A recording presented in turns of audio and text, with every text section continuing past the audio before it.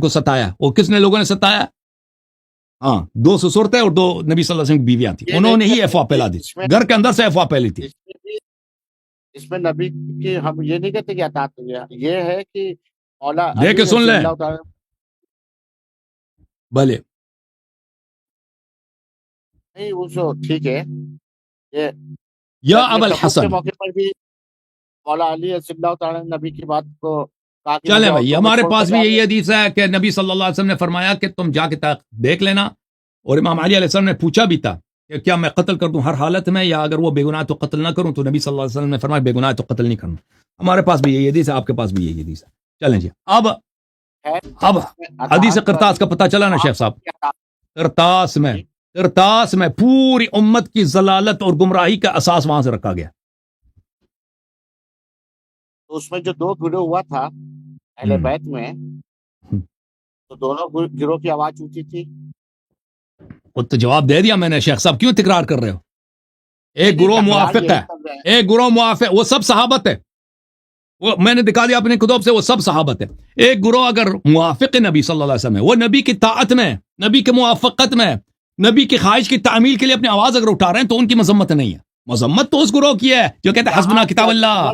ہاں، نبی کی تعظیم میں، نبی کو پریشانی مصیبت میں نہ ڈالنا، یہاں بھی تو وہی بات ہے۔ بخاری کی کوئی حدیث دکھاؤ جی، پھر دیکھیں، اگر یہ میری طرف دیکھو شیخ صاحب، اگر نیت یہ تھی، ٹھیک ہے نا، کہ نبی صلی اللہ علیہ وسلم کو تکلیف نہ دیا جائے، ٹھیک ہے نا، میں نے پہلے بھی اس کا جواب دیا، اگلا یہی جواب سن لو۔ تو عبداللہ ابن عباس نے کیوں کہا کہ کیا فرمایا اس نے؟ ان الرضیعۃ کل الرضیع، ان الرضیۃ کل الرضیع، سب مصائب کا جڑ یہ ہے کہ انہوں نے نبی صلی اللہ علیہ وسلم، یہ بخاری کی حدیث ہے نا، کہ نبی صلی اللہ علیہ وسلم کو وصیت نہیں لکھنے دیا۔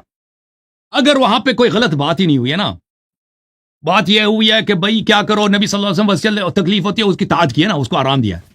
اور بھائی کوئی شخص اگر آپ کی تعظیم کرے، آپ تکلیف میں ہیں، میری طرف دیکھو نا شیخ صاحب، ادھر دیکھو، اور ادھر دیکھو، یہ جوابات کسی کے پاس نہیں میرے سوالوں کا۔ اگر کوئی شخص آپ کی تعظیم کرے، آپ کسی تکلیف میں ہے نا، آپ کو پانی پلا دے، آپ کے پیر دبائے، آپ کے سر پہ تیل لگائے، تو یہ مصیبت ہے یا خدمت ہے؟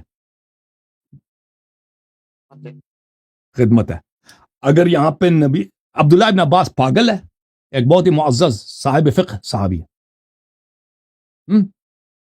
وہ نبی کا دشمن تو نہیں ہے نا صلی اللہ علیہ وسلم، دشمن ہے نبی کا؟ کوئی مشرک ہے جب وہ کہتا ہے الرضیہ کل الرضیہ، سب اسلام کے سب مصائب کا جڑ اسی مسئلے میں ہے کہ نبی صلی اللہ علیہ وسلم کو وصیت نہیں لکھنے دیا، اور پھر روتے جاتے ہیں اتنے کہ وہ کنکر گیلے ہو جاتے ہیں، کہتے ہیں سب مصیبت یہی کہ وصیت نہیں لکھنے دیا گیا، اور آپ تو کہتے ہیں کہ واہ سبحان اللہ، صحابہ نے تو بڑے اچھا کارنامہ انجام دیا نا، نبی صلی اللہ علیہ وسلم کی خدمت کیا، تو وہ پاگل تھا؟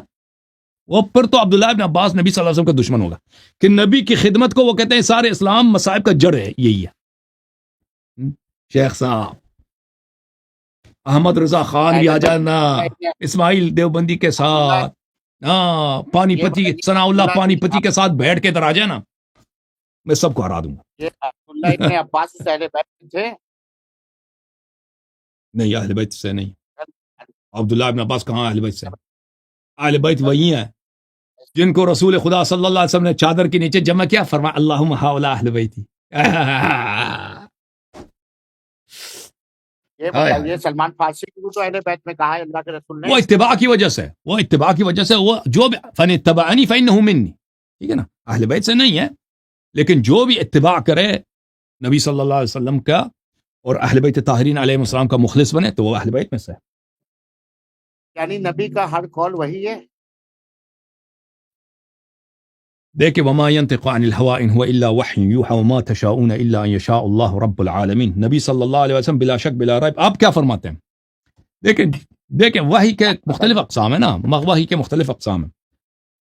ہمیں اللہ تعالیٰ رسول صلی اللہ علیہ وسلم کو جو علوم عطا کیا نا، صرف یہ قرآن تو نہیں ہے نا، قرآن کے علاوہ بھی بہت سارے علوم عطا کیے ہیں ان کے۔ دیکھیں آپ خود صوفی حضرات ہو، مکاشفہ فلان کی تجلی وغیرہ کے تم قائل ہو، ٹھیک ہے نا، رسول صلی اللہ علیہ وسلم کے دل کے کیا احوالات ہیں وہ تو ہم تو تصور نہیں کر سکتے نا۔ جب قرآن کہتا ہے وما ينطق عن الهوى ان هو الا وحی یوحى، دینی معاملات میں جو حکم دیتے ہیں نا، دینی معاملات، یہ تو بلا شک وحی ہے، ان اتبع الا ما یوحى الی۔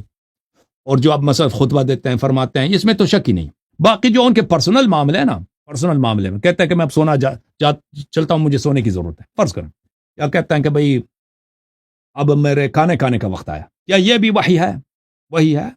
تو یہ ان کے دل میں اللہ سے کتنا اتصال ہے کہ ان کا ہر بات اللہ کے حکم سے ہے, اللہ کے فرمان سے, تو اس میں کوئی تعجب نہیں اگر اسی طرح ہو. ٹھیک ہے نا. حضرت عمر نے نبی کریم صلی اللہ علیہ وسلم کو سب سے زیادہ مشورہ دیا ہے, منافقوں کا قتل کرو, وہ بھائی امام ابراہیم کو مسلح بناؤ. مشورہ دیا نا, غلط مشورہ دیا, حسبنا کتاب اللہ, غلط مشورہ دیا نا, کوئی صحیح مشورہ تو نہیں زیادہ دیا. تو اس لیے سبھی صحابہ کو وہ اس سمے پہلے بھی بھی, انہوں نے دیا. ہاں پہلے بھی آپ نے کہا تھا نا کہ وہ نبی صلی اللہ علیہ وسلم حرام نماز پڑھنے لگے تھے, تو عمر نے ان کو سمجھایا کہ بھئی یہ نماز نہیں پڑھنی چاہیے. نبی کو سمجھاتے تھے یہ. صحیح ہے. نبی کو سمجھاتے نہیں تھے, ایک مطلب منٹ, یہ میں دکھانا آپ کے تھا. ایک دوست آئے ہیں, میں ایک دوست صاحب کو لیتا ہوں, یہ شہباز آپ کے بریلوی ہیں, بریلوی تو نہیں ہے شاید, یا آپ دونوں کا آپس میں مناظرہ ہو جائے. شہباز بھائی آپ تشریف فرمائیں, سید شہباز کو لیتے ہیں. سید شہباز بھائی وہ ہمارے بھائی نہیں ہیں, وہ سید ہیں, ہم تو نوکر ہیں سب کے.